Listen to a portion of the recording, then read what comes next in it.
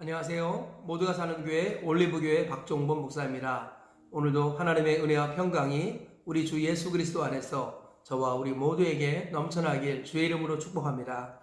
오늘은 신명기 10장 1절에서 11절 말씀에 근거해서 깨어진 관계를 회복시키시는 하나님의 은혜라는 제목으로 하나님의 말씀을 전하도록 하겠습니다. 오늘 말씀은 하나님께서 모세의 중보기도를 통하여서 이스라엘 백성들과의 관계를 회복시키시는 이야기가 기록되어 있습니다.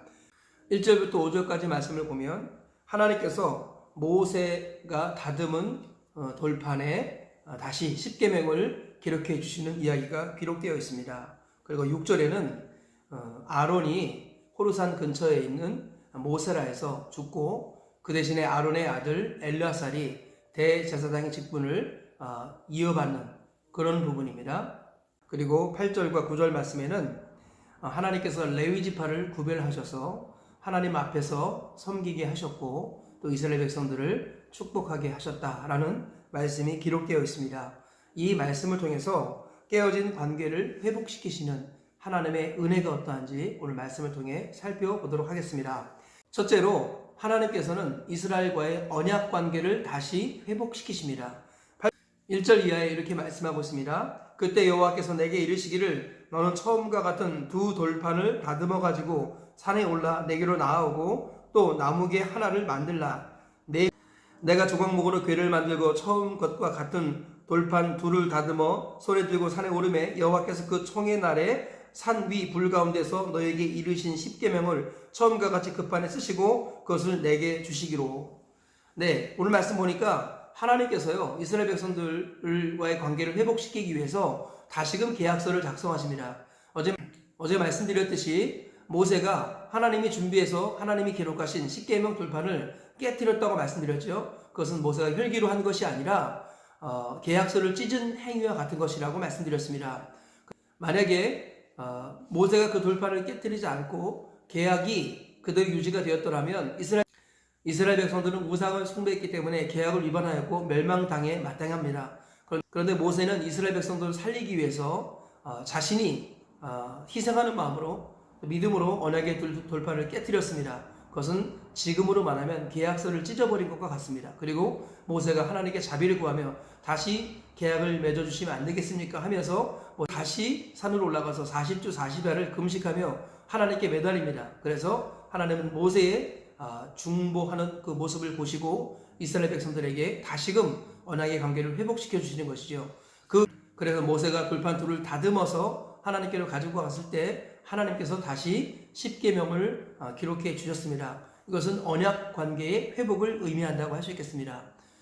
하나님께서는 이스라엘 백성들이 관계를 깨뜨렸는데 모세의 중보를 통해서 우리 주 예수 그리스도를 예표하는 그 모세의 중보를 통해서 하나님께서 이스라엘과 언약 관계를 다시 회복시키셨다라는 것을 오늘 말씀 통해서 우리가 기억해야겠습니다.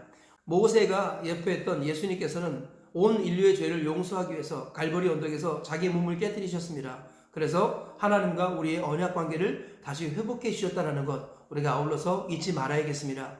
예수님만이 하나님께로 갈 수 있는 유일한 길이요 진리요 생명이시며 천하 인간의 구원을 얻을 만한 다른 이름을 우리에게 주신 일이 없다는 것을 잊지 말아야겠습니다. 오직 예수님 믿고 의지하여서 하나님과의 신실한 언약 관계를 회복하고 그 관계를 누리다가 가나안 천국까지 들어가시는 저와 우리 모두가 되시기를 주의 이름으로 축복합니다. 둘째로 하나님께서는 깨어진 관계를 회복시키시려고 대제사장을 세워주십니다. 그래서 대제사장을 통해서 언제든지 하나님을 만날 수 있도록 하나님께서 길을 열어주셨다라는 것이죠. 6절에 이렇게 말씀하고 있습니다. 이스라엘 자손이 부에롯 브네야 아간에서 길을 떠나 모세라에 이르러 아론이 거기서 죽어 장사되었고 그의 아들 엘르아살이 그를 이어 제사장의 직임을 행하였으며. 제사장의 역할이 무엇이죠? 제사장은 사람을 대신해서 하나님께로 나아가는 사람입니다. 하나님과 사람 사이에 중재자 역할을 하는 존재가 바로 제사장이죠. 그런데 하나님께서는 아론을 데려가십니다. 민수기 20장을 보면 모세와 아론이 무리바 물가에서 반석을 2번 내리쳐서 하나님의 거룩함을 드러내지 못한 사건을 말씀하고 있습니다. 하나님이 그 사건으로 인하여서 모세도 가나안 땅에 못 들어가게 하시고 아론도 마찬가지로 그 사건으로 하나님의 징계를 받아서 하나님께서 가나안 땅에 못 들어가게 하시는 그런 이야기가 기록되어 있습니다. 그런데 하나님께서 그냥 아론을 데려가신 것이 아니라 아론의 아들 엘르아사를 데리고 산으로 올라가게 하십니다. 그 산이 호르산이었죠. 호르산에 올라가서 아론이 입고 있던 그 대제사장의 옷을 엘르아살에게 입힙니다. 그리고 아론을 데려가십니다. 그래서 대제사장을 하나님이 세워두시고 아론을 데려가셨다라는 것입니다. 이것이 바로 하나님의 은혜라는 것입니다. 이스라엘 백성들이 범죄했을 때 하나님은 그를 쓸어버리려고 했습니다. 그런데 그때 중재자 모세가 나서서 이스라엘 백성들과 하나님과의 관계를 연결시켰죠. 하나님께서는 항상 중재자를 통해서 하나님의 일을 행하시는데 만약에 중재자를 세워두지 않으면 하나님이 이스라엘 백성들을 보지 않겠다는 뜻입니다. 그런데 하나님께서는 모세의 중보를 들으시고 지금 아론을 데려가실 때 그냥 데려가실 것이 아니라 대제사장을 위임하시고 엘르아살에게 위임하시고 아론을 데려가셨다라는 것입니다. 이것은 하나님께서 앞으로도 계속적으로 대제사장을 통해서 이스라엘 백성들과 만나 주시겠다라는 거예요. 대속죄일 7월 10일에 있는 대속죄일에 이스라엘 백성들 전체를 만나 주시고 또 제사장들을 통해서 매 순간마다 하나님께서 이스라엘 백성들을 만나 주시겠다는 그런 의미입니다. 그래서 죄 많은 우리를 멸하지 않으시고 우리를 살려주실 뿐만 아니라 우리와 지속적으로 만나 주시겠다고 하나님께서 오늘 다시금 관계를 회복시켜 주셨다는 것을 잊지 말아야겠습니다. 우리는 이 사건을 통해서 우리가 믿는 도리의 사도이시며 대제사장인 예수님을 깊이 묵상해야겠습니다. 믿음의 주요 온전케 하시는 이 예수님을 날마다 바라보아야겠습니다. 예수님은 하나님과 사람 사이의 유일한 중보자이십니다. 우리가 예수님을 바라보고 그분을 의지할 때 우리는 은혜의 보좌 앞에 하나님 앞에 담대히 갈 수 있다는 것을 잊지 말아야겠습니다.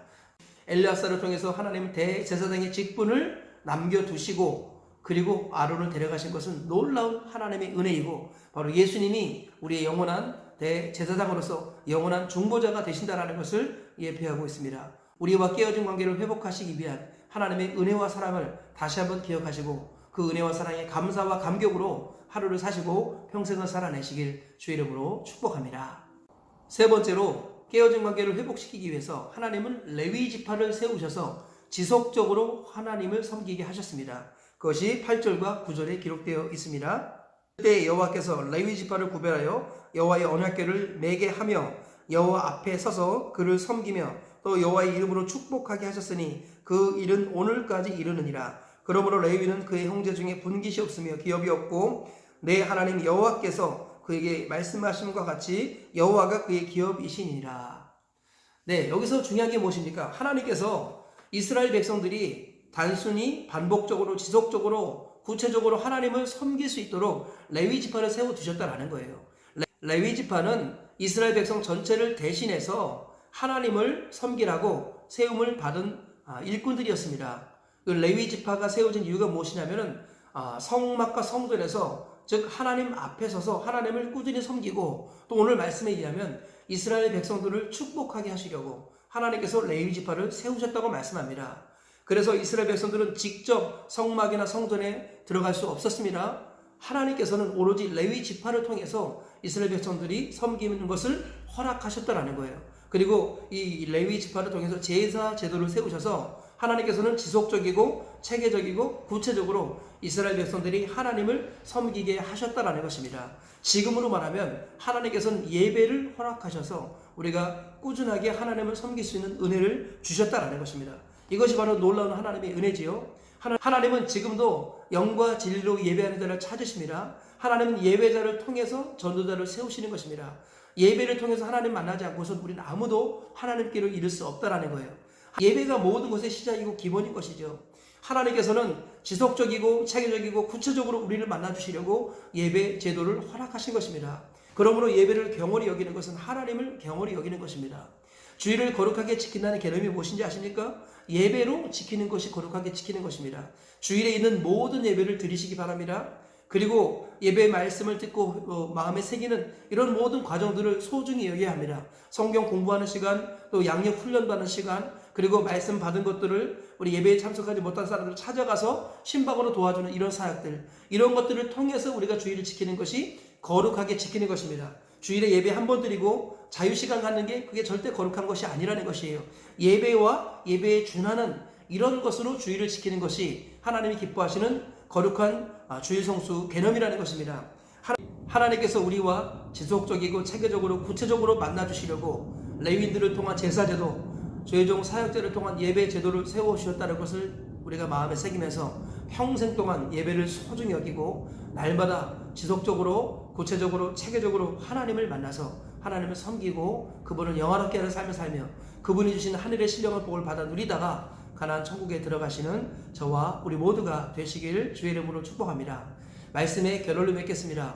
하나님께서 이스라엘과의 그 깨진 관계를 회복시키기 위해서 어떠한 은혜를 베푸셨습니까? 첫 번째로는 두 돌판을 다시 만들게 하시고 거기에 십계명을 다시 기록해 주셨습니다. 그래서 이스라엘 백성들과의 언약 관계를 다시 회복시켜 주셨습니다. 갈보리 언덕에 예수 그리스도의 십자가를 통하여서 하나님은 우리를 자녀 삼아 주신 것입니다.